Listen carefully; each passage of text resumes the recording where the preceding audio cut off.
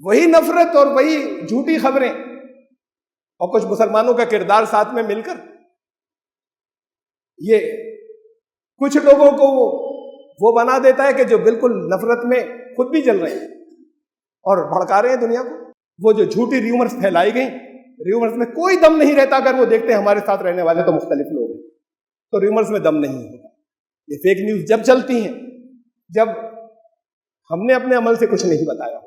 Subscribe the channel and press the bell icon to never miss a video. अल्हम्दुलिल्लाह अल्हम्दुलिल्लाहिल्लज़ी लहू हम्दन कसीरन कमा अमर व अशहदु अल्ला इलाहा इल्लल्लाह वहदहू ला शरीका लह व अशहदु अन्न सय्यिदना व नबिय्यना व मौलाना मुहम्मदन अब्दुहु व रसूलुहु। बिरादरान किराम, इस्लाम लफ्ज़ का मतलब है पीस। दो लफ्ज़ी माने हैं। सल्म के मादे से इसके माने हैं शांति या पीस, और दूसरे मीनिंग है अपना समर्पण कर देना, अपने आप को पूरे तरीके से समर्पित कर देना, सरे तस्लीम खम कर देना, total self surrender before the will of God, अपने मालिक की रज़ा के आगे। इन दोनों में कोई फ़र्क नहीं है, असल पीस होगा ही ऐसे। इसलिए कि पीस सिर्फ इसे नहीं कहते कि कहीं झगड़ा नहीं हो रहा हो, दंगा नहीं हो रहा हो। खुद अपने आप से लड़ाई, उससे लड़ाई जिसने हमें दुनिया में भेजा, जंग। अगर यहाँ दुनिया में किसी से लड़ाई नहीं भी हो रही हो तो ये जंगें जो है ये तबाह कर देंगी बिल्कुल। तो जिसने पैदा किया, जिसने बनाया, उसी ने हमारा स्वभाव बनाया, उसी ने हमारी नेचर मिजाज बनाया, और वो उसे जानता है। और उसी की रियायत रख के, उसी को नज़र में रखकर उसने हमारे लिए रास्ता तय किया कि हम क्या करें, किस मौके पर क्या न करें, और उसके आगे सर तस्लीम खम करने का नाम इस्लाम है, और इसी में शांति है। आज ये बात कि इस्लाम का मतलब है शांति, इस्लाम तो अमन का मज़हब है, अमन का दीन है। आज ये बात जब कहते हैं गैर मुस्लिमों के आगे, ख़ास तौर से हिंदुस्तान के हिंदुओं के सामने कही जाए तो बहुत हंसते हैं, मजाक उड़ाते हैं। इनकी बड़ी तादाद किसी तरीके से इस पर बात भी करने को तैयार नहीं, यकीन करने को तैयार नहीं कि तो बिल्कुल बोगस बात है, गढ़ी हुई बात है। वजह क्या है, ये क्यों यकीन नहीं आता? भाई स्क्रिप्चर मौजूद है, किताब मौजूद है। किताब आप में से कितने लोगों ने पढ़ी? अरबी में नहीं, किताब को समझकर। मुसलमानों में से कितने लोगों ने पढ़ी, जो मुसलमान कहलाते हैं? समझकर, ये जानने के लिए कि ये हमसे क्या कह रही है। तो हम ये तवक्को रखें कि उस किताब को पूरा खंगा कर और पूरा गौर व फिक्र करके और बहुत अकीदत के साथ में और बहुत ज़्यादा तैयारी के साथ में उसमें से खूब क्या चीज़ पहले कही गई, क्या बाद में कही गई, किनको हम इकट्ठा करें, साथ में किसी एक जगह से न लें, और इसके साथ वो मान लेंगे इस बात को कि हाँ इस्लाम ये कहता है। क्यों मान लेंगे? अगर आप तमाम लोगों ने, यानी मुसलमानों ने तमाम, जो कुरान कहता है, कुरान कहता है कि इस पर तदब्बुर करना, इस पर गौर व फिक्र करना इन सब के लिए जरूरी था और लाजिम था। इसीलिए आई अल्लाह ने ये किताब इसलिए नाजिल फरमाई कि बरकत वाली किताब, लियदब्बरू, तुम्हारे पास ये किताब नाजिल की गई इसलिए कि तुम लोग गौर व फिक्र करो, तदब्बुर करो उस पूरी किताब में। यहाँ तो पूरी किताब का एक तरफ से खाली तर्जुमा भी अगर पता नहीं कितनी सी परसेंटेज निकलेगी आटे के में नमक के बराबर, अगर दुनिया के सारे मुसलमानों को हम ले लें, हम कैसे इस बात की तवक्को रखें कि हम ये कहें हमने कोई आयत उनको निकाल कर दे दी कुरान में से कि इस्लाम तो ये कहता है फमन अहया फकन्नमा अहया अन्नास जमिया, किसी ने अगर एक शख्स की जान बचाई, उसको जिंदगी बख्श दी, तो ऐसा है जैसे तमाम इंसानियत की जान बचाई। एक शख्स की जान ली तो ऐसा है कि जैसे तमाम इंसानियत का कत्ल कर दिया। कुरान तो ये कहता है, वो 10 आयतें निकाल के रखते हैं। कुरान ये कहता है कि इन्हें जंग पर उकसाओ, जहां मिले उन्हें मारो, वो निकाल कर वो दिखा देते हैं। ये दोनों है कुरान के अंदर। तो क्या है मतलब, अब वो भी किस कंटेक्स्ट में कही थी और ये भी किस कंटेक्स्ट में कही है।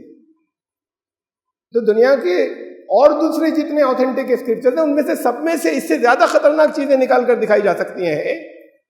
मैं यहां पर खुद से रेफरेंसेस को नहीं दूंगा, कुछ रेफरेंसेस होंगे, कुछ चीजें होंगी, किस कंटेक्स्ट में बात आ रही है।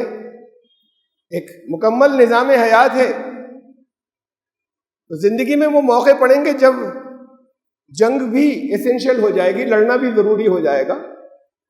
कोई अगर हमला करता है तो लड़ना जरूरी है अपने डिफेंस के लिए।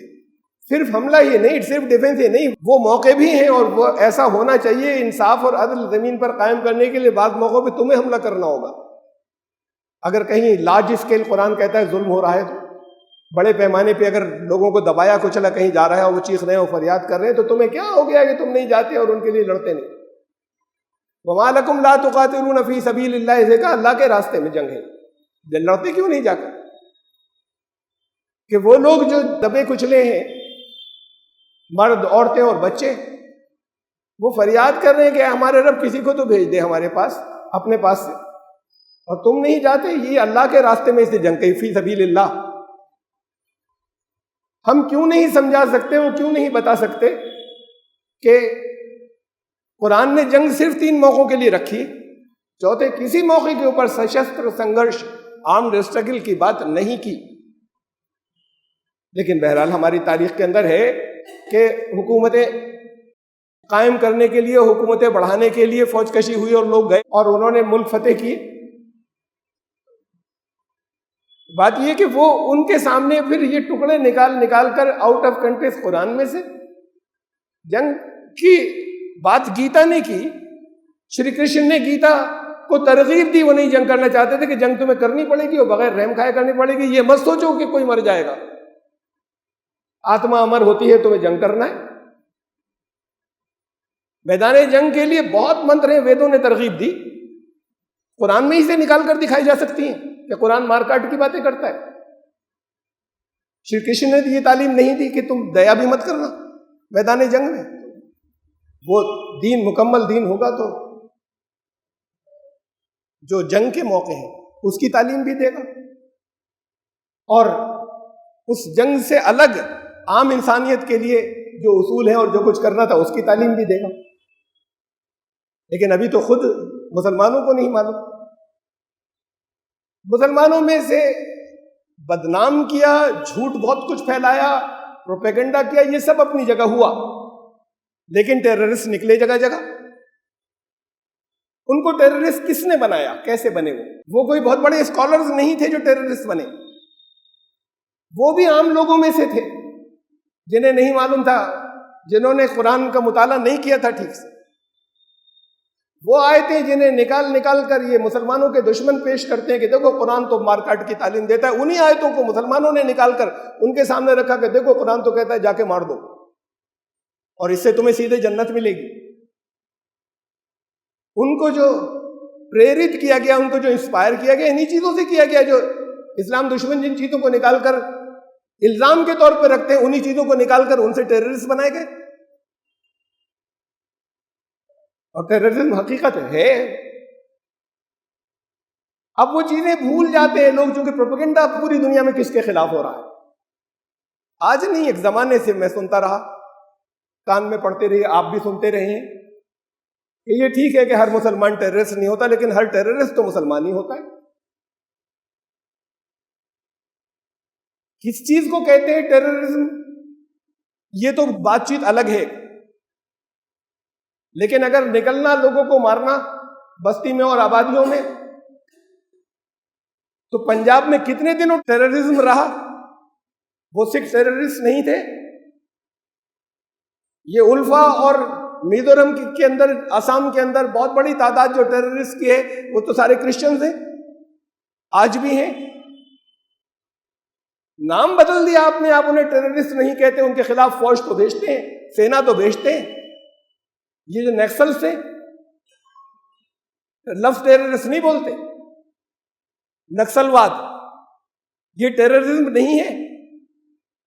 बहुत बड़े पैमाने पे, बहुत बड़े हिस्से में है। ये हिंदू हैं, उनकी डेफिनेशन के हिसाब से, कॉन्स्टिट्यूशन के हिसाब से। या अलग कर दीजिए इन सारे तबकात को हिंदुइज्म में से, तो हिंदू तो बहुत बचेंगे ही नहीं। वो जो श्रीलंका के अंदर तामिल हैं, उन्हें भी आप हिंदुओं में ही गिनते हैं। दुनिया के सबसे खतरनाक टेररिस्ट हुआ करते थे टाइगर्स, फिर वो हिंदू थे। वहां आसाम में ईसाई, यहां पर पंजाब के अंदर सिख। अगर इन सबको, अगर आप इसको देख लें, नक्सलवाद को खाली ले लें और तमिल टाइगर्स की कार्रवाइयों को ले लें, 100 साल के अंदर हिंदुस्तान के अंदर, इंडिया की मैं बात कर रहा हूं, यहां पर आपको नहीं मिलेंगे इतने लोग के जो टेररिस्ट रहे हो। उसके आधे नहीं मिलेंगे, उसके 10% नहीं मिलेंगे। अगर उन सबको गिने आप, उनको टेररिस्ट नाम नहीं दिया जाता। मैं गुस्से से नहीं कह रहा ये बात, मैं तो इसलिए कह रहा हूं कि इससे कुछ नतीजे आप निकालें, और आप निकालने के बाद नफरत पैदा नहीं करें। आप कैसे इसका करें? कुछ चीजें जो है वो बिगाड़ी हुई तो आप ही की हैं। आपसे मतलब अवाम भी जिम्मेदार है, लेकिन अवाम की मजहबी लीडरशिप भी जिम्मेदार है। वो जो आज हिंदू राष्ट्र की बात करते हैं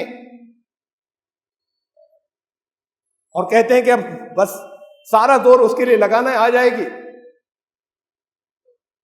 वो हिंदू राष्ट्र 90% जिम्मेदार है बाबरी मस्जिद एक्शन कमेटी। मैं यहां पर तफसील नहीं रख सकता, पहले रख चुका हूं तारीख में। बाबरी मस्जिद एक्शन कमेटी कब बनी थी और उसके बाद के रिजल्ट्स यहां तक देख लीजिए क्या क्या हुए हैं। और बाबरी मस्जिद एक्शन कमेटी को सपोर्ट करने वाले हमारे दूसरे बड़े बड़े इदारे, जिसमें बड़े बड़े उलमा हैं, इनको यहां पर लाने वाले वो लोग। मैं हिंदू राष्ट्र का मुखालिफ नहीं हूं। हम तो बैठकर मोहब्बत से बात करते कौन सा हिंदू राष्ट्र होना चाहिए, कौन सा सनातन धर्म उसके अंदर आएगा, हमें उसके डेफिनेशन मालूम होना चाहिए, उस पर बैठकर बात होनी चाहिए और हमें उसे सपोर्ट करना चाहिए।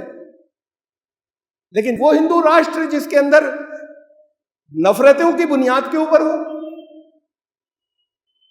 और नफरतें लगातार झूठ फैलाने की बुनियाद के ऊपर हो, ये वो लोग कायम करेंगे जो सतयुग की बात करते हैं कि सतयुग हम लाएंगे और तमाम दुनिया के इमाम बनेंगे और सारी विश्व का नेतृत्व करेंगे। वो झूठ की बुनियाद के ऊपर अपने आप को लाने के बाद और एस्टेब्लिश करने के बाद सतयुग लाएंगे या दुनिया का नेतृत्व करेंगे। अगर पावर ऐसी आ जाए जैसी अमेरिका के पास है, तो वो दुनिया का नेतृत्व नहीं कहलाता। जिस आध्यात्मिक नेतृत्व की हमेशा से बात करते रहे, वो आध्यात्मिक नेतृत्व तो तब होगा जब उस पर बैठकर बात करेंगे। वो नेगेटिव बुनियादों पर थोड़ी होगा, वो नफरत की बुनियादों पर थोड़ी होगा। ये बहुत लंबी बातें हैं। इधर खास तौर से एक फेज चला है इस्लाम के डिफेमेशन का, बदनाम करने का, झूठा प्रचार, झूठ के जरिए, सिर्फ झूठ के जरिए नहीं, उसमें मुसलमानों ने बहुत सपोर्ट किया इस प्रचार को आगे ले जाने। इस्लाम के खिलाफ जो नफरत है, बराबर का इनका कंट्रीब्यूशन, योगदान रहा है। अब इस वक्त आपके सामने हैं कुछ नाम जो बहुत ज्यादा मशहूर हैं। उसमें पुष्पेंद्र कुलश्रेष्ठ हैं नफरत फैलाने वालों के अंदर, उसमें आचार्य कल्पना है, ये नफरत फैलाने वाले जो नाम ज्यादा मशहूर हैं। उसमें यति नरसिंहानंद सरस्वती, जहर में डूबी हुई, नफरत में डूबी हुई बातें, और उस नफरत का प्रचार तो नहीं, लेकिन इस्लाम के खिलाफ बात करने में, इस्लाम को नीचा दिखाने में, और जिस चीज को यहां पर हिंदुइज्म कहा जाता है या माना जाता है, उसकी ऊंचाई साबित करने में वो लोग भी हैं जो बहुत नफरत नहीं है, इस्लाम की मुखालिफत ईमानदारी से, वो उनकी ईमानदारी से इसे गलत समझते हैं तो इसलिए करते हैं मुखालिफत। ऐसे लोग हैं, बड़े सेंसिबल लोग हैं। उसमें शंकर शरण साहब हैं। अभी जितने उनके लेक्चर्स होंगे इस्लाम के खिलाफ बहुत है, किताबें हैं, आपको किसी एक जगह कहीं तंज नजर आएगा, ना कोई कहीं मजाक उड़ाने की मुस्कुराहट नजर आएगी, ना किसी को भड़काने की चीजें नजर आएंगी। वो दलीलें कुछ रखते हैं अपनी, कुछ उनके पास इंफॉर्मेशन है। दिक्कत यह कि इंफॉर्मेशन बहुत बड़ी तादाद में इन लोगों के पास गलत है। कुछ ऐसे शरीफ और मुहज्जब लोगों को वो इंफॉर्मेशन शराफत से मुखालफत करने वाला बना देती है, जैसे शंकर शरण साहब है, और वही नफरत और वही झूठी खबरें और कुछ मुसलमानों का किरदार साथ में मिलकर ये कुछ लोगों को वो बना देता है कि जो बिल्कुल नफरत में खुद भी जल रहे हैं और भड़का रहे हैं दुनिया को। मैंने अभी कुछ नाम लिए आपके सामने, इन सब के बारे में तो नहीं मालूम। ये भी देखना होगा ना कैसे हुए। मतलब हमें देखना होगा कि यूसुफ शाह से ये सैयद सलाउद्दीन कैसे बने हिजबुल मुजाहिदीन के लीडर, यूसुफ शाह था सैयद सलाउद्दीन कैसे बन गया, क्या क्या हुआ। हमें देखना होगा ना कि बुरहान वानी कैसे टेररिस्ट हो गया, एक आम लड़का, और ऐसा कि हर एक के दिलों के अंदर छा गया वहां पर। इन चीजों को देखना होगा ना, ये इसकी बैकग्राउंड भी देखनी हो। हिमायत नहीं कर रहा मैं, किसी भी वजह से अगर वो टेररिस्ट बन गया तो काबिल मजम्मत है, बुरा हुआ, उसके एक्शंस गलत थे, उसके फैसले गलत थे। कुछ ज्यादतियां रही, ज्यादतियां हुई, कुछ कोई बहुत ज्यादा हुई, कुछ जिससे भड़क गया और भड़कने के बाद चला गया कोई टेररिज्म की तरफ। ये यहां भी तो चारों तरफ टेररिस्ट हैं। यही आज इनकी गवर्नमेंट नहीं हो तो ये टेररिस्ट कहलाते। इनमें से इनके बहुत से पॉलिटिशियन और इनके बहुत से ये जो मोटिवेशनल स्पीकर कहलाते हैं, ये टेररिस्ट कहलाते। जिसके अंदर इतनी बेपनाह नफरत भर गई और वो मारकाट की बातें करने लगा और खत्म करने की बातें करने लगा, वो टेररिस्ट है। चाहे निकलकर उसने किसी को कत्ल नहीं किया, दूसरों को भड़काया है। अब ये तो एक निजाम होता है। जब ब्रिटिश गवर्नमेंट थी, जलियांवाला बाग में उन्होंने फायरिंग की, हुकूमत उनकी थी, तो उनके लिए वो गद्दार थे जिन लोगों के ऊपर फायरिंग की, और हिंदुस्तानी लोगों के लिए मुहिब्बे वतन थे वो, जिन्होंने देश की खातिर जान दी। तो ये टाइटल्स तो उसके हिसाब से मिलते हैं कि कौन बात कर रहा है और किसे कह रहा है। हमें फिर भी ये जरूर आज के हालात के अंदर बड़ा जरूरी है कि इसे देखना होगा कि ये टेररिस्ट कैसे बन गए, और ये टेररिस्ट कैसे बने जो दूसरों को तैयार कर रहे हैं। चाहे इन्होंने खुद निकलकर किसी को नहीं मारा हो, इनमें पॉलिटिशियंस भी हैं और इनमें वो भी हैं जो मोटिवेशनल स्पीकर कहलाते हैं। ये टेररिस्ट तैयार कर रहे हैं, खुद चाहे निकल के किसी को नहीं मार रहे हैं। इनके साथ भी कुछ हुआ होगा, ऐसे ही नहीं है। यानी हम ऐसे नहीं ब्लेम कर सकते। जिंदगी में कोई वाकयात होंगे, कोई घटनाएं होंगी। मसलन पुष्पेन कुलश्रेष्ठ जी, ये बच्चे थे अलीगढ़ में जब मैं पढ़ता था। इनके बड़े भाई मेरे बहुत करीबी दोस्त था, करीबी जिसे वाकई करीबी कहते हैं, बिल्कुल नॉन कॉम्युनल, जरा सी छू कर नहीं गई थी उसको कम्युनलिज्म साथ में। राजेंद्र कुलश्रेष्ठ मेरा क्लास फेलो था, मैं इनके घर कई दफा गया। ये यानी इतनी अच्छी, जब वो ऐसा है तो उसके वालिदैन भी ऐसे ही होंगे। इसे क्या हो गया, खाली इतनी बात नहीं, किसी मफाद के लिए उधर निकल गया कि उससे पैसे आ रहे हैं और वाह वाह आ रही है, सिर्फ इतनी सी बात नहीं है।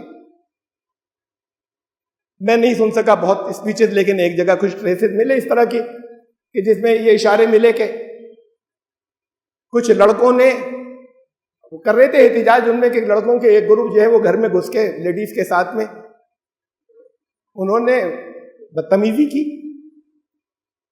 बदतमीजी का मतलब वो नहीं जो आखिरी दर्जे की जो चीजें हुआ करती हैं, लेकिन बहरहाल आपके घर में, मेरे घर के अंदर, हमारी माओ बहनों बेटियों के साथ में निकल कर कोई अगर बेहूद की बदतमीजी करे और निकल जाए तो आग लग जाएगी, नहीं लग जाएगी? दिलों नहीं जाती। अपने दूसरों की बातें सुनने के बाद इतनी नहीं होती, अपने साथ होती तो लग जाती। कुछ ऐसा अंदाजा है कि शायद उसकी वो आग होगी जो फिर निकलती रही बात को। ये जो है ये यति नरसिंहानंद सरस्वती, ये दीपक त्यागी था, केमिकल इंजीनियर, रशिया से पढ़कर आया था, फादर कांग्रेस में थे, खुद समाजवादी पार्टी में रहा। तो कहीं से नहीं कह सकते कि ये इस तरह का इंसान होगा जैसा इस वक्त है। फिर ये कैसे हो गया? ये वो दीपक त्यागी जो है वो यति नरसिंहानंद सरस्वती कैसे बना? वो खुद उसका अपना कहना, उसने जगह जगह कहा है और लिखा है। उनका खुद अपना कहना ये है कि वहां डासना में रहते थे, वहां एक लड़की ने अपनी दुख भरी दास्तान, हिंदू लड़की ने आकर बताई कि उसे मुसलमान लड़कों ने कैसे ट्रैप किया और उसका शोषण करते रहे, सेक्सुअली एक्सप्लॉइट करते रहे बहुत दिनों। वो आके रोई और आके उसने इल्जाम दिया कि तुम जैसे लोगों ने मुझे मजबूर कर दिया है कि मैं इनके फंदे में फंसी रहूं। तो वहां से ये खून जो है वो जोश में आया, भड़क गया। उन्होंने कहा कि तुम्हारी बेटी होती, तुम्हारी बेटी के साथ ऐसा हो रहा होता तो। ये उन्होंने लिखा है जो मैंने पढ़ा। तो चीजें जो है वो ऐसे बाद वाकयात कुछ लोगों को बेपनाह भड़का देती है। बहुत कम लोग होते हैं जो ये सुनने के बाद भी अपने ऊपर कंट्रोल कर सकते हो, ये सोचते कि इसका मुकाबला करना है, किया जा सकता था उसका मुकाबला। वो सारे लोग जिनके लिए उसने निशानदेही की थी उस लड़की के जरिए, क्यों उन पर एक्शन नहीं हुआ आज तक? इसमें से जितनी उस लड़की ने बताई क्या सब सही होगी? होगी सही जरूर। वहां एक रेप केस हुआ, वो रेप केस जो है मशहूर हुआ, मैं उनकी बात कर रहा हूं। चारों तरफ हो रहे हैं ऐसे जुल्म, तो चारों तरफ हो रहे हैं। हिंदू कर रहे हैं, मुसलमान कर रहे हैं। जितनी तादाद में हिंदू ज्यादा है उतनी तादाद में हिंदू ज्यादा कर रहे हैं मुसलमानों से। ये तो लॉ ऑफ एवरेजेस है।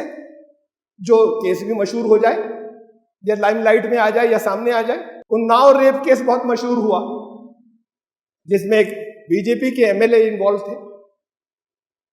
वहां पर भी एक लड़की के जरिए उसको ट्रैप किया गया जो विक्टिम थी, और फिर उसका सेक्सुअल एक्सप्लॉयटेशन होता रहा। उसने फरियाद की, उसने चीफ मिनिस्टर के सामने फरियाद की, उसने दुनिया से किसी ने नहीं सुना। फिर एक दिन अपने आप को जलाने पहुंची सेल्फ इमोलेशन के लिए योगी आदित्यनाथ की रेजिडेंस के सामने।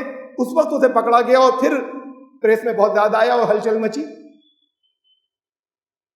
उसके बाद फिर उसके पुलिस ने जो एक्शन लिया वो लिया कि उसके घर वालों को अरेस्ट कर लिया। कैद में उसका बाप मर गया, विक्टिम का पुलिस ने कैद किया और वो कैद में मर गया। ये लड़की अपने रिश्तेदारों के साथ में कहीं पे जा रही थी कार में, उस कार को सामने से ट्रक ने टक्कर मारी, उसमें कई लोग मर गए। ये बहुत जख्मी हुई, बड़ी मुश्किल से बची और जख्मी बहुत हो गई। ये सब कुछ होता रहा, सारी दुनिया जानती कि कौन कर रहा था और कौन करा रहा था। बातें बहुत ही ज्यादा जब आउट ऑफ कंट्रोल हो गई तो उसके बाद फिर एक्शन लिया गया और बहरहाल पब्लिक ओपिनियन बनी, लोग खड़े हुए, मुजाहरे हुए। ये कौन थे करने वाले? और वहां पर जो आसिफा थी कठुआ के अंदर, 8 साल की बच्ची, उसको किडनैप करने के बाद फिर जिसने किया उसने अपने भाई कजिन को भी बुलवाया कानपुर से। फिर वो बहुत दिन तक उसे मंदिर में रेप करते रहे और कैद रखा, वो बंद रखा। फिर और बड़े कुछ लोग शरीक हुए, फिर पुलिस वाले शरीक हुए उसके अंदर।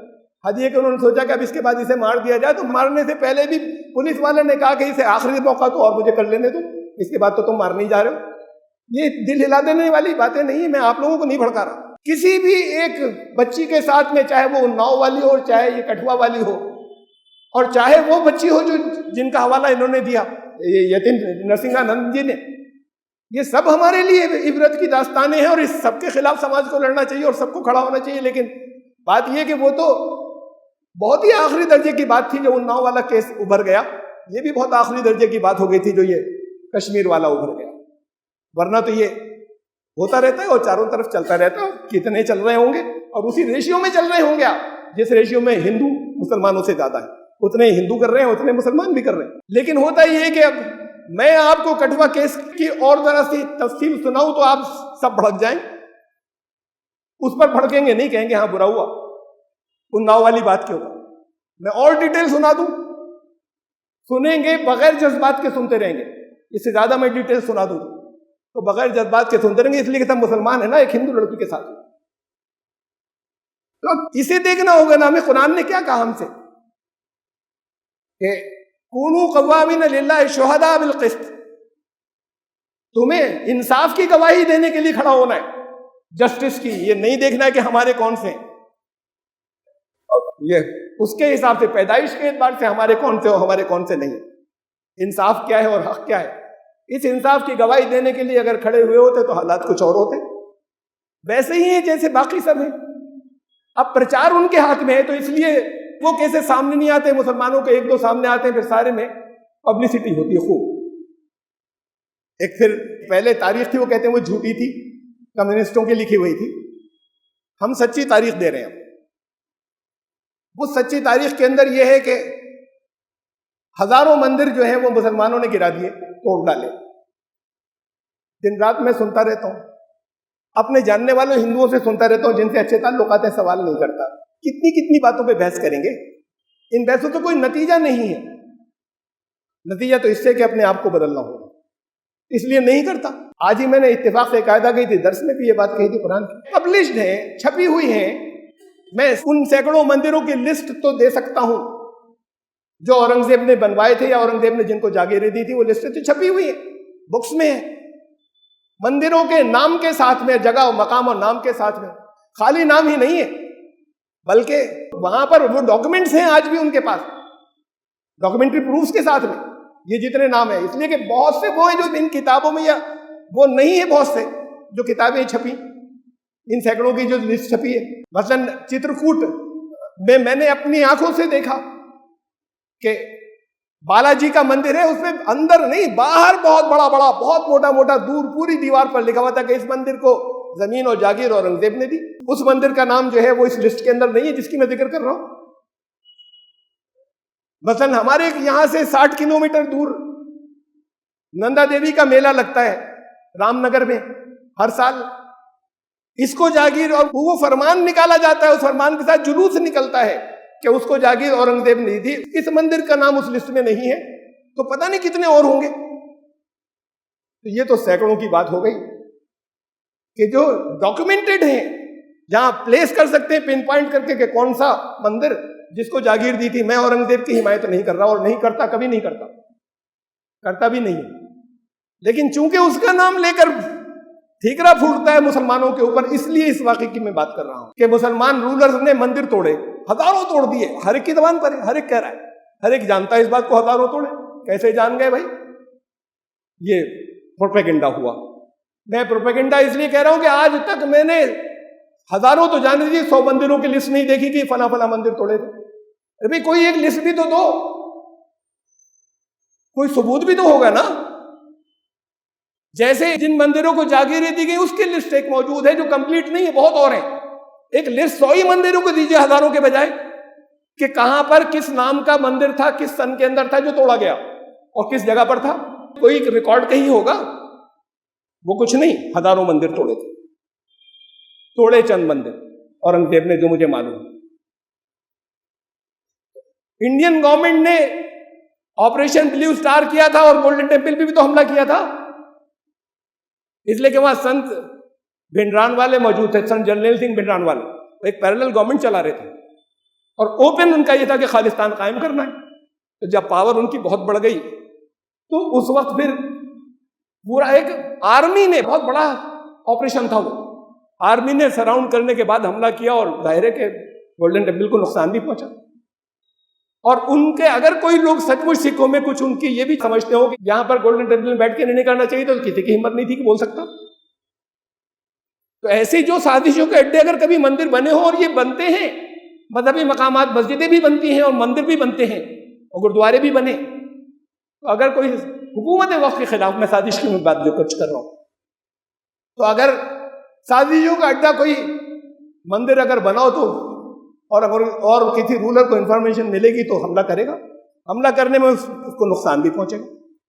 टूटेगा भी, इसलिए कि कोई दरवाजे खोल के तो अपने पास बुला नहीं लेंगे कि आके हमें मार दो या अरेस्ट कर लो, तो वो फिर टूटता भी है और नुकसान भी उसे पहुंचता है। तो ऐसे एक दो मंदिरों की बात तो है। मालूम है कौन से मंदिर? पता है बनारस में किस मंदिर की बात है? कि जहां पर इनको इंफॉर्मेशन ये थी कि वहां से साजिशें होती वहां, लेकिन वो जिसने इतनी बड़ी तादाद के अंदर जागीरें दी, वो तुड़वाने वाला नहीं होता। जागीरें क्यों देगा? और फिर लाइए लिस्ट। लेकिन हर एक जानता है, हर एक को मालूम है और मानता है, उसे कोई सबूत की जरूरत नहीं कि मुसलमानों ने हजारों मंदिर तोड़ दिए। मैं फिर कह रहा हूं कि मुस्लिम रूलर्स जो यहां पर आए उनकी तो बहुत खराबियां थी। अरे इस्लाम और मुसलमानों को तो बहुत नुकसान पहुंचा उनसे। मैं उसकी डिटेल में नहीं जा रहा, लेकिन इतनी बात जरूर है कि उनसे जब 800 साल उन्होंने यहां पर हुकूमत की, ये कहते हम गुलाम थे। अरे वो ये उनका वतन था, उन्होंने इसको वतन बनाया, यहां पर बैठकर काबुल पर हुकूमत की थी। ब्रिटिशर्स की तरह ये नहीं किया था कि वहां बैठकर यहां की हुकूमत करते हो। यहां का पैसा काबुल नहीं गया था, काबुल का पैसा यहां था। हर रूलर की कुछ अच्छाइयां भी होती हैं, कुछ खराबियां भी होती हैं। तो ये पहलू कि उन्होंने इसको वतन बनाया था, कैसी गुलामी। तारीख के अंदर कौमों का माइग्रेशन चलता ही रहा है और कौमें वहां के वो बाशिंदे हो जाते हैं, इसे गुलामी नहीं कहते। लेकिन बहरहाल डिफरेंट रूल आए। अगर ये था तो उसको कहा कि वो भी सारा गुलामी का दौर था। ये इसलिए हुआ कि मुसलमानों की इमेज अच्छी नहीं है, तो इसलिए झूठे प्रोपेगेंडे जो हैं ये फैले और चले। कुछ चीजों को आपको देखना होगा और सोचना होगा और बदलना होगा। मैंने आपको बताया इनके बारे में, दो लोगों के बारे में, यति नरसिंहानंद और पुष्पेंद्र जी के बारे में, कि यहां तो कुछ वजह सामने आ रही, दूसरों की नहीं है सामने, लेकिन कुछ होंगी जरूर जिसने उनको ये बना दिया। एक तो कंट्रीब्यूशन इन वाकयात का, और जिससे लोग एक्साइट हो जाते हैं। कभी कभी एक वाकया इतना ज्यादा कर देता है कि आदमी उससे पूरी जिंदगी बदल लेता है। ये भी अपने घर के, जिसे संस्कार कहते हैं, तरबियत पर होता है। मेरे वालिद फरीदाबाद में रहते थे, वहां के रहने वाले हैं। 1947 में इत्तला मिली के बलवाई आ रहे हैं। अब वहां पर बलवाई आ रहे हैं मुसलमानों के, उसमें तो बलवाई वहां पर जाहिर मतलब ये था कि हिंदू मौबा रहा है जलाने या मारने के लिए। तो पीछे से जिन्होंने इंफॉर्मेशन दी थी, उन्होंने कहा था बाहर से नहीं, पीछे से कूद के निकल जाओ। जो घर के लोग थे वो पीछे की दीवार कूद कर भागे, सब कुछ छोड़ छाड़ के बिल्कुल खाली हाथ। बड़ी स्ट्रगल में जिंदगी गुजारी थी, बिल्कुल खाली हाथ थे, कुछ भी नहीं था, कोई सर्टिफिकेट तक भी नहीं था, कुछ भी नहीं था पास।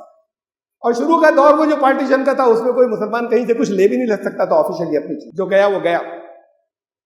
मेरा बचपन दिल्ली में गुजरा, 40 किलोमीटर थी वहां से वो जगह जहां उनका घर था, जिसे वो छोड़कर भागे, जहां प्रॉपर्टी थी। फरीदाबाद में तो बड़ी महंगी प्रॉपर्टी है, बात को तो बहुत पैसे बढ़ गए, बड़े रेट बढ़ गए उसके हरियाणा में। मेरे वालिद जिंदगी में कभी मुझे 40 किलोमीटर दूर वो जगह दिखाने के लिए नहीं लेके गए कि यहां हम रहते थे और हमसे छीना था। मेरे दिल में नफरत आ जाएगी, इसलिए नहीं लेकर गए। और हमारी कॉलोनी में जितने हिंदू बच्चे और जितने क्रिश्चियन बच्चे थे बहुत, उनके साथ में हमारा बिल्कुल ऐसे सगे भाई बहनों का, ये उन्होंने सिखाया था हमें।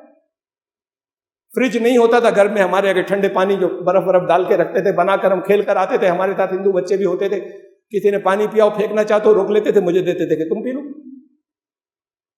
तो बात यह कि उनके साथ जो इतना गुजरा और बहुत जिंदगी भर उसकी वजह से स्ट्रगल रही, हमें मालूम हुई अपने चचा से, उन्होंने नहीं सुनाई हमें, उनसे कुछ बातें हमें मालूम हुई।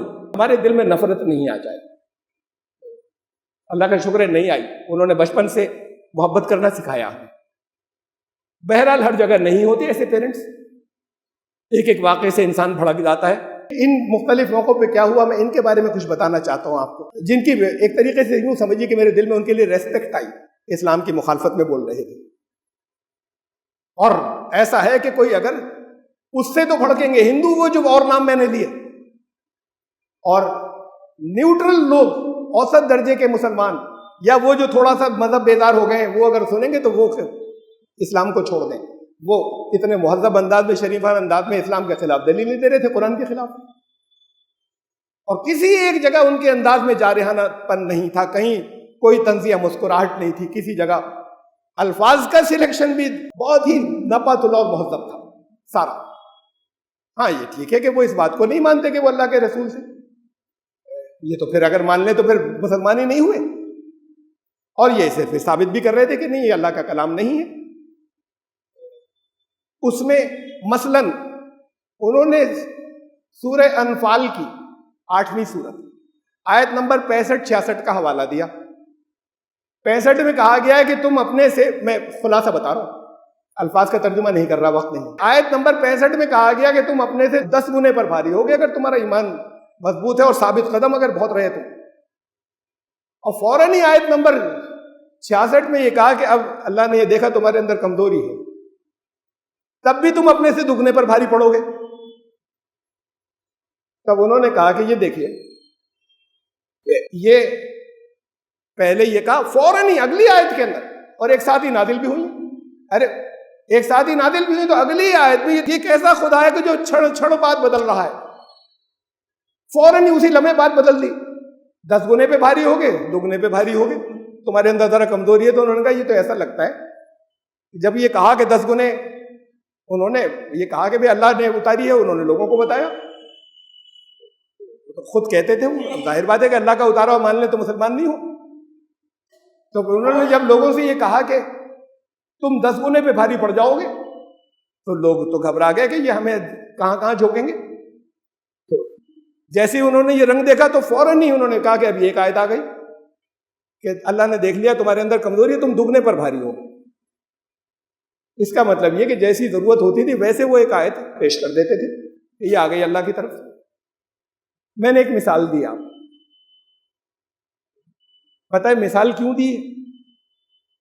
इसलिए कि हमारे उलमा कहते हैं कि आयत नंबर 65 मनसूख हो गई आयत नंबर 66 से। अरे एक साथ नादिल हुई सूरह अनफाल पूरी, ये दोनों आयतें एक साथ उतरी और आयत नंबर 65 मनसूख हो गई, कैंसिल। उतारी क्यों थी? खाली आयत नंबर 66 आती। तो जो बात वो कह रहा है वो बात तो हमारे उलमा आज तक कहते चले आए हैं, बड़ी तादाद में हमारे उलमा के वो मनसूख, कैंसिल। ये कैंसिलेशन बहुत बड़ा फितना है। कुरान की एक आयत मनसूख नहीं, एक शोशा मनसूख नहीं, समझ नहीं सके। दोनों साथ में वैलिड है जब तुम वाकई तुम में सारे साबित कदम होंगे, बहुत ऊंचे ईमान वाले होंगे। जंग के दौरान नहीं आई थी आयत, जंग बदर के बाद उतरी थी। तो तुम वहां तो 3 गुने से जीते थे, वो 3 गुने से ज्यादा से। तो ये कहा कि तुम तो 10 गुने के ऊपर भी भारी पड़ोगे, अल्लाह की मदद आएगी। अब जंग होने नहीं जा रही थी कि लोग घबरा गए, और फौरन ही साथ में कहा लेकिन तुम में सबके ईमान इतने मजबूत नहीं है, न हो अगर सारे इतने साबित कदम नहीं हो तो भी दुगने पर तो भारी रहोगे। अभी तो 3 गुने पे जीत कर आए थे, उस वक्त क्या दुगने पर तो रहोगे। इसमें कहीं भी कोई मनसूखी की बात नहीं, कहीं ये समझ में नहीं आता कि दोनों आयतें एक दूसरे से टकरा रही हैं। फिर ऐसे ही उसने जितनी भी दलीलें रखी हैं सब आपकी हदीसों से निकाल कर दी हैं, आपके कुरान की तफसीरों से निकाल कर दी हैं, सब जितनी उसने दलीलें रखी। हमें नहीं सोचने की जरूरत है कि फिर ये बताइए कि ये उनको मवाद कौन फराहम कर रहा है?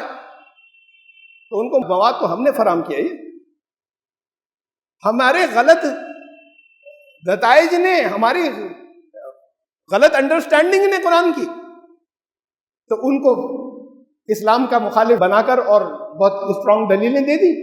अरे यही दलीलें वो देते हैं, ठीक है कोई मुसलमान को असर नहीं पड़ता, ठीक है इस आयत को नहीं मानेंगे, पढ़ेंगे मानेंगे नहीं, बात खत्म हो गई। अब बात इतनी सी नहीं रही, आज की दुनिया में आपकी एक एक चीज हर एक को पहुंचती है, उनकी आपको भी पहुंचती है।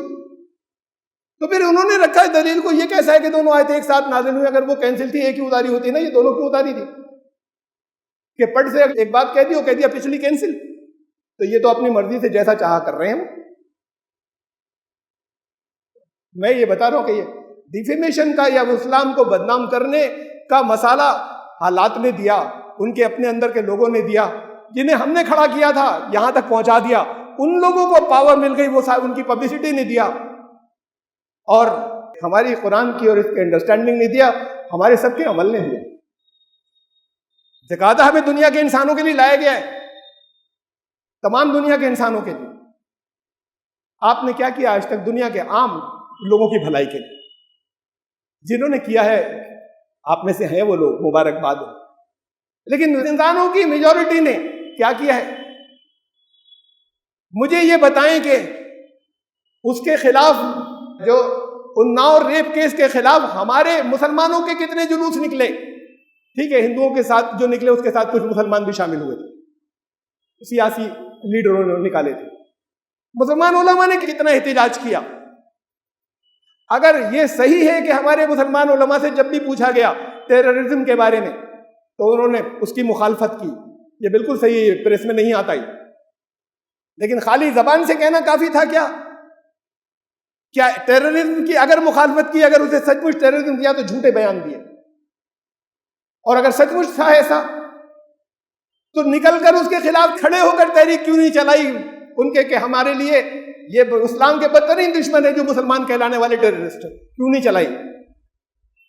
खाली वो बयान जो कभी उनके नाम से आता नहीं प्रेस में, वो दे देना काफी है। बात तो ये है कि फिर अमल लोगों को कुछ और नजर आता कि ये निकलकर मुखालफत कर रहे हैं उनकी। ये तो जिम्मेदारी थी, तो मैसेज किस चीज से जाता? अगर स्वामी अग्निवेश ने यात्रा निकाली, पैदल यात्रा निकाली बंधुआ मजदूरों को खत्म करने के लिए, शराबबंदी के लिए, तो उसमें किन मुसलमानों ने साथ दिया? शबाना आजमी ने, हमारे किसी उलमा ने साथ नहीं दिया। कुरान कहता है कि खाली जबानी नहीं कहना था, हमने तो जबानी लेटर भी नहीं भेजे कि आप बड़ा अच्छा कर रहे हैं। इससे कोई मतलब नहीं कि स्वामी अग्निवेश मुसलमान नहीं है, लेकिन कोई अच्छा काम अगर कर रहा है तो कुरान ने कहा था तावनु अलल बिर्रि वत तक़वा, तुम्हें भलाई के कामों में हर एक के साथ ताउन करना है, ताउन करना है, खाली जबान से नहीं कहना है। कुछ तो निकलते हमारे उनमें से जो मजहबी लीडरशिप है, सियासी की तो मैं बात ही नहीं कर रहा, कि जो निकलकर हिमायत करते, कुछ एक थोड़ा बहुत साथ चलते, थोड़ी दूर चल देते, एक टोकन हो जाता कम से कम, उनके फॉलोअर्स जाते और ज्यादा दूर तक। तो मुसलमान नुमाइंदे उसमें थी शबाना आजमी। तो हमने क्या किया? कभी भलाइयों का साथ दिया यहाँ? कभी बुराइयों के खिलाफ? यहाँ पर हमने बाबरी मस्जिद के खिलाफ तो आवाज उठाई और उठाते चले गए और हारते चले गए, और उनको मुसलमानों को हारते नहीं चले गए, हराते चले गए मुसलमानों को, ये तो करते चले गए। लेकिन इन समाजी चीजों के साथ में उनके साथ मिलकर कुछ काम किया, टेररिज्म की मुखालफत की, आती ना क्लियर हो के आज उन तक नहीं जाती। जब ये भी खड़े होते मुखालिफ कि अलकायदा को अमेरिका ने खड़ा किया था, दुनिया जानती है, फिर बात को उनके काबू से निकल गए। ISIS को किसने खड़ा किया आज तक मुझे पता नहीं चल सका, बहुत कोशिश के बावजूद, इसलिए कि दुनिया का हर मुसलमान मुल्क मुखालिफ था, हर एक मुसलमान मुल्क। वो जो एक दूसरे से टकराते हैं वो भी, ईरान भी मुखालिफ, सऊदी अरब भी मुखालिफ। जब हर मुसलमान मुल्क मुखालिफ है तो इनको कौन हथियार दे रहा था? इतना हथियार दे रहा था कि वो 14 मुल्कों की टीम से लड़े जा रहे थे। इतने हथियार कौन दे रहा था? और उनकी अगर मजम्मत नहीं की तो इसराइल ने नहीं की, और इसराइल के बॉर्डर पर वो लोग लड़ते रहे हैं, इसराइल से नहीं, जबानी कहते रहे कि इसराइल को भी देखेंगे। और कभी इस बात के ऊपर, वो तो जो जरा से उसके ऊपर जो अपने मिसाइल और बम्बार्डमेंट शुरू कर देता है, उनका कुछ भी नहीं किया उसने। कौन कर रहा था, किसने दिया, मैं आज तक पता नहीं लगा पाया। हाँ, ISIS के नाम से मुसलमान जरूर बदनाम होते, मुसलमान टेररिस्ट होते। ये इमेज तब खत्म होती जब मुसलमान खड़े होते, मुसलमानों की मजहबी लीडरशिप खड़ी होती, हम इसके खिलाफ हैं, उसके खिलाफ हम निकलकर टेररिज्म के खात्मे के लिए तहरीक चलाते, सफ़े अव्वल में सामने मुसलमान होते, तो फिर ये हालात नहीं। तो हमने असल में तो उन सब चीजों के पीछे हम समझते हैं हमारी अपनी गलतियां आती। वो जो झूठी र्यूमर्स फैलाई गई, र्यूमर्स में कोई दम नहीं रहता। अगर वो देखते हैं हमारे साथ रहने वाले तो मुख्तलिफ लोग हैं, तो र्यूमर्स में दम नहीं होता। ये फेक न्यूज जब चलती हैं, जब हमने अपने अमल से कुछ नहीं बताया। सलमान रुश्दी की किताब को प्लॉट मिला है, उनको क्यों लिया गया? तफसीरों ने, बड़ी तादाद में तफसीरों में क्यों वो रिवायात नकल हुई? उसमें जो सारी स्टोरी है वही तो सारा प्लॉट था उसका, शैतानी आयात का। हम ये चीजें, हम पहले अपने इसको भी साफ करें, अपने दीन की भी तत्हीर करें और इसे भी साफ करें, इसे भी प्योरीफाई करें। तो फिर कैसे बताएंगे हम निकलने के बाद के इस्लाम अमन का दीन है? बहुत मेहनत करनी होगी, हर एक को करनी होगी, जबान से नहीं चलेगा। जहां कोई बात करने पर राजी हो, कोशिश कर लीजिएगा थोड़ी देर जबान से समझाने के बाद अमल बदलना होगा, रिलेशनशिप अच्छी करनी होगी, और उनके मफाद के लिए, उनकी भलाई के लिए, आखिरत के मफाद के लिए। उखरिजत लिन्नास में दुनिया का मफाद भी शामिल है और आखिरत का मफाद भी शामिल है। तो जो नफा बख्श होता है उसे दुनिया छोड़ती नहीं, सर पर बिठाती, अपना ताज बनाती। नफा बख्श आप हो जाइए, चीजें बदल जाएंगी, वरना उस वक्त तक आपके खिलाफ झूठा प्रोपेगेंडा फैलता रहेगा और अपना काम करता रहेगा और यकीन करते रहेंगे। इस डिफेमेशन के जिम्मेदार वो भी हैं जो जानबूझकर झूठ फैला रहे हैं। मैंने उनकी तकरीरों में झूठ बहुत सुना, क्योंकि मैंने वहां पे पढ़ा जो कुछ उन्होंने अलीगढ़ के बारे में कहा कि पुष्पेंद्र कुलश्रेष्ठ के। मैंने इन सब नफरत फैलाने वालों की तकरीरों में झूठ सुना। मैंने इनकी तकरीर के अंदर जो कुछ सुना वो गलत था। जो जिनका मैंने अभी बात को नाम लिया शंकर शरण, इनकी तकरीरों में जो कुछ था वो गलत था, उसका जवाब दिया जा सकता है। लेकिन कैसे जवाब दें? हमारी तफसीरें और हमारी हदीसें और हमारे उनके उलमा के अखबाल जो हैं वो तो उनको इस्तेमाल करके बता रहे हैं, तो तब भी समझाया जा सकता है, उसके बाद भी बताया जा सकता है जो आदमी डिसेंटली बात कर रहा है। लेकिन ये उनको सारा मफाद, सारा मवाद तो हमारे पास से जा रहा है, उसे क्यों गलत माने? वो उसे सही मानते हैं उसकी बुनियाद पर। जो हमारे अहले इल्म कह रहे हैं उसे क्यों गलत मानेंगे? मेरी बात को कहेंगे कि नहीं नहीं आप कह दो कि ये झूठे हैं, ये रिवायतें। अरे वो कह रहे हैं तमाम तफसीरों में लिखी हुई हैं, आप कह रहे हो झूठी हैं, आपकी मान लूं मैं, बहुत मुश्किल काम है। असल बात तो ये है कि फिर बहुत कुछ करना है, वो भी जो ये वो है जो अनइंटेंशनल है। इन्होंने चीजें पढ़ी, देखी, जो कुछ पढ़ी उससे अपने नतीजे निकाले। ये अनइंटेंशनल डिफेमेशन वाले, और अनइंटेंशनल डिफेमेशन वाले जो है ये मुसलमान भी हैं। सबसे बड़ा रोल तो खुद मुसलमानों का अपना है, इस्लाम को बदनाम करने में। बहरहाल अल्लाह ताला इसकी तौफीक अता फरमाए कि हम अपने आप को बदल सकें, अपनी रिलेशनशिप्स को बदल सकें। और रिलेशनशिप्स को बदलने के बाद तो फिर किसी बात के कहने में और किसी चीज़ के दलील के अंदर दम होता है। और फिर जिस कुरान के बारे में बताना चाहें उस कुरान के बारे में आप जानते भी तो हो, आप ही नहीं जानते बताएंगे क्या? खाली ये कह देंगे उसका शांति का धर्म है, वो छट्टे मारेंगे दो चार, कहेंगे हाँ बड़ा शांति का धर्म है, प्योर आतंकवाद करते। मैं तो बहुत से मौक़ों पर इस तकरीरों में मैं बार बार ये बात लाता रहूं कि अपने एटीट्यूड को बदलें, अपने दीन के लिए भी और उनसे ताल्लुकात के मामले में। हम उनकी खुशनुदी के लिए नहीं, उनसे डर कर नहीं, अल्लाह की रज़ा इसी में, हमें जो बताया गया था वैसे करना है। जब वैसे चलेंगे तो इंशाअल्लाह इस दुनिया में शांति आपके लिए आएगी, पीस आपके लिए आएगा। खाली वो पीस तो, असल पीस तो वही होगा जहाँ आपको सर का ताज बनाएगा। बारकल्लाहु लना व लकुम फ़िल क़ुरआनिल अज़ीम, इन्नहु तआला जवादुल करीम।